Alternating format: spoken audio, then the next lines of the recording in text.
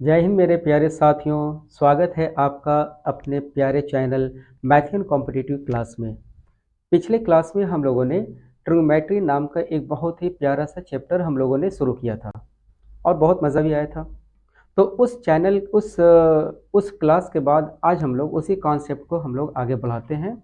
तो पिछले क्लास में हम लोगों ने पी बी एच और बाकी ट्रिग्नोमेट्रिक रेशियो के बीच में इस रिलेशन को पढ़ा था और इसको याद रखने का सबसे आसान तरीका हम लोगों ने सीखा था पंडित बद्री प्रसाद हरिहरि बोध।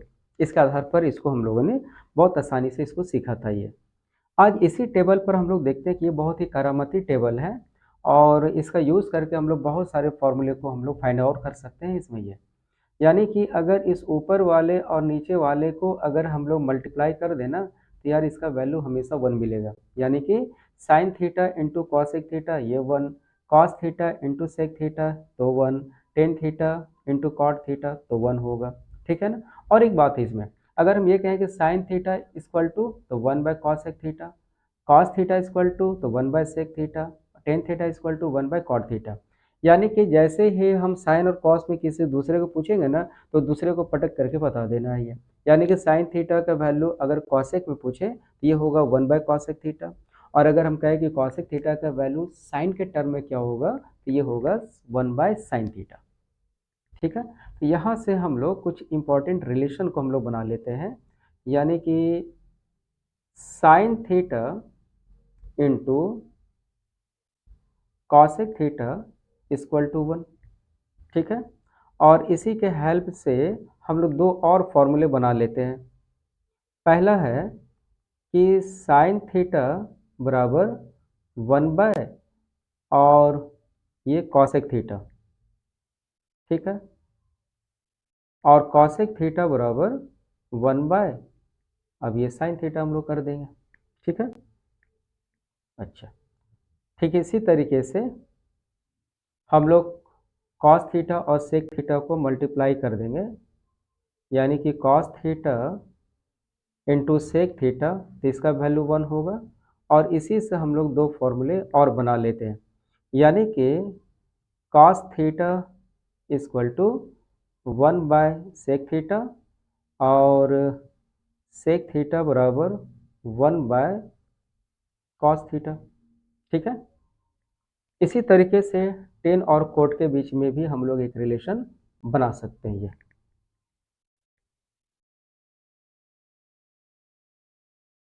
ठीक है, टेन और कॉट के बीच में, यानी कि tan theta into cot theta equal to 1। तो यहाँ से टेन और कॉट का एक दूसरे के टर्म में हम लोग कैसे वैल्यू फाइंड करेंगे। यानी कि टेन थीटा बराबर 1/कॉट थीटा, और cot theta equal to tan theta. ठीक है। तो ये इसके कुछ बेसिक फॉर्मूले हैं और इसको इसी तरीके से याद रख लेना है। ठीक है, इसे अरेंज करते हैं। अच्छा, अब इससे रिलेटेड क्वेश्चन कैसा हो सकता है। क्वेश्चन ऐसा हो सकता है कि अगर हम ये कह दें कि मान लो कि साइन 55 डिग्री, ठीक है, और कॉसेक 55 डिग्री, तो इसका वैल्यू कितना होगा। बस सॉल्व करने की ज़रूरत नहीं है, इसका वैल्यू 1 ही लिख देना है। अब इसी तरीके से अगर ऐसा हो कि 10 22.5 और साथ में हो कॉट 22.5, तो भी इसका वैल्यू 1 ही होगा। ठीक है। अच्छा, ठीक इसी तरीके से अगर मान लेते हैं कि कॉस ये हम एक्स स्क्वायर लिख दें और साथ में सेक एक्स स्क्वायर लिख दें, तो भी इसका वैल्यू 1 ही होगा। ठीक है, इसका वैल्यू 1 ही हम लोग लेंगे यहाँ पर। तो क्वेश्चन को इसी तरीके से ही पूछा जाता है ये। ठीक है। तो इस तरीके के क्वेश्चन को इसके कॉन्सेप्ट के आधार पर क्वेश्चन को पूछा जा सकता है। कुछ और चीज़ें हम लोग देख लेते हैं कि टेन थीटा में हम लोगों ने क्या पढ़ा था। तो टेन थीटा बराबर P/B होता है। ठीक है यहाँ तक। अब हम ऐसा करते हैं कि इसके ऊपर और नीचे दोनों में हम h से डिवाइड कर देते हैं, ठीक है ना। तो अब यहाँ पर देखो p बाय एच, और p बाय एच के बदले में क्या लिखा हुआ साइन, तो हम यहाँ पर लिख सकते हैं साइन थीटा, ठीक है। और ये जो b बाय एच है, b बाय एच ये किसके बराबर है, कॉस का, तो हम यहाँ पर कॉस लिख सकते हैं। तो इस तरीके से टेन थीटा को हम लोग बोल सकते हैं sine theta by cos theta.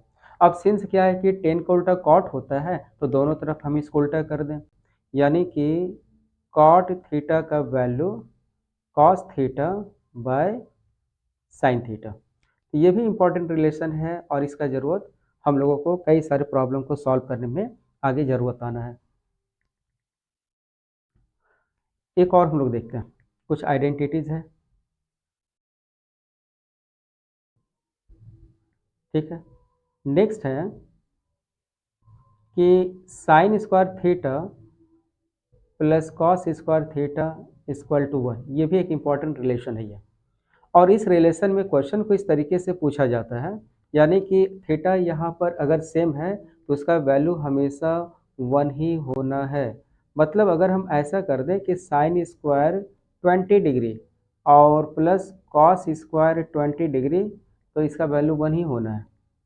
एक और हम लोग देख लें, अगर हम ऐसा कहें कि sine square X plus 1 by X और plus cos square X plus 1 by X, तो भी इसका वैल्यू 1 ही होना है, ठीक है ना। एक और देखते हैं, मान लेते हैं कि साइन स्क्वायर चलो हम एक और लिख देते हैं यहाँ पर साइन थीटा, ठीक है, और प्लस कॉस स्क्वायर और ब्रैकेट में फिर से हम लिख देते हैं साइन थीटा, तो भी इसका वैल्यू 1 ही होगा, क्योंकि यहाँ पर ये जो थीटा के बदले में साइन थीटा है ना, दोनों जगह सेम है, इसलिए इसका वैल्यू भी 1 होगा। तो जनरली क्या है कि थीटा को बदल करके कुछ इस तरीके से लिख दिया जाता है ताकि स्टूडेंट उसको सॉल्व करने में उसको परेशानी हो और उसे लगे कि ये जो प्रॉब्लम है वो काफ़ी बड़ा प्रॉब्लम है। बट सच्चाई ये है कि प्रॉब्लम बहुत ईजी ही होता है, बट उसको इस तरीके से लिखा जाता है ताकि देखने में वो डरावना लगे, और इसीलिए मैक्सिमम स्टूडेंट का जो ट्रिग्नोमेट्री है वो थोड़ा सा गड़बड़ होता है ये, ठीक है। नेक्स्ट एक और देखते हैं हम लोग, ठीक इसी तरीके से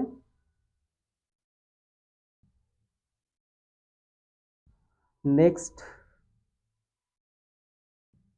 अच्छा इसमें एक और बात है, इसमें एक और हम लोग फॉर्मूले को बना सकते हैं साइन और कॉस में, साइन और कॉस के लिए, यानी कि अभी जो हम लोगों ने ये सीखा है कि sine square theta plus cos square theta equal to 1, तो यहाँ से दो फॉर्मूले हम लोग और बना सकते हैं, यानी कि साइन स्क्वायर थीटा बराबर कॉस को इस तरफ कर दें तो कॉस स्क्वायर थीटा, ठीक है।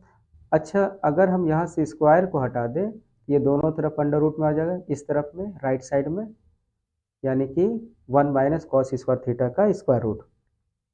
ठीक इसी तरीके से अगर हम कॉस स्क्वायर थीटा का वैल्यू फाइंड करें कॉस का, तो अब इस साइन स्क्वायर थीटा को इस तरफ लेकर के आ जाते हैं, तो 1 माइनस साइन स्क्वायर थीटा और कॉस थीटा का value under root 1 minus sine square theta, ठीक है। तो ये इसके कुछ बेसिक फॉर्मूले हैं। एक और हम लोग देखते हैं, नेक्स्ट है इसी तरीके से sec square theta minus tan square theta, ये 1 होता है, तो यहाँ से अगर हम सेक स्क्वायर थीटा का वैल्यू लें तो माइनस टेन स्क्वायर थीटा को इस तरफ लेकर के आ जाएंगे, तो ये प्लस होगा, ठीक है। और अगर स्क्वायर को हटा दें तो इस तरफ ये माइनस में कन्वर्ट हो जाएगा अंडर रूट में, ठीक है। अब यहाँ से टेन स्क्वायर थीटा फिर से, तो सेक स्क्वायर थीटा 10 को इस तरफ लाएंगे माइनस, 1 को इस तरफ लेकर के आएंगे तो माइनस, यानी सेक स्क्वायर थीटा -1, और अगर स्क्वायर को हटा दें तो ये सेक स्क्वायर थीटा -1। तो एक ही फॉर्मूला से हम लोग बार बार कुछ चीज़ों को इधर उधर करके कुछ नई चीज़ों को हम लोग बना लेते हैं, लेकिन बेसिक बस यही याद रखना। और इसी को 2-4 बार खुद से प्रैक्टिस कर लेना, कभी सेक इधर, कभी टेम्प इधर करके कुछ नई चीज़ को बना लेंगे। एक और हम लोग आइडेंटिटी को देखते हैं। एक और है sec square theta minus cot square theta equal to 1।